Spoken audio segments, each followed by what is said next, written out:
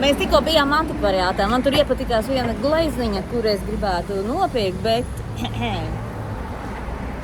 Ja man sakot, glezniņas autori ir sieviete, Georgina Lara.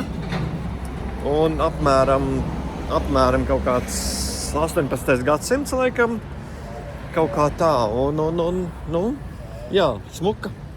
800 eiro. 800 eiro tāda glezniņa maksā.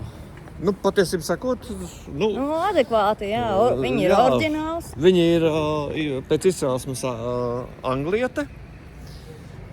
Un vēlāk mēs apskatīsimies informāciju par šo te autori.